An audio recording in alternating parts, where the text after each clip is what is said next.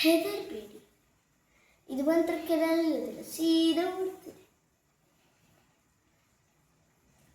ಎಂತ ದೊಡ್ಡ ವಿಷಯ ಇದೆ. ಫ್ರೆಂಡ್ಸ್, ಹಾಗೆ ತಾನೇ ಹೆಸರು, ಸುಲೋಚನಾ ಫ್ರಮ್ ಸೋಮೇಶ್ವರ. ಬೇಕಂತ ಬಂದಿದ್ದರು, ದಾರಿ ತಪ್ಪಿ ಬಂದಿತ್ತು. ಹೋಗಲಿಕ್ಕೆ ಮನಸ್ಸುಂಟು,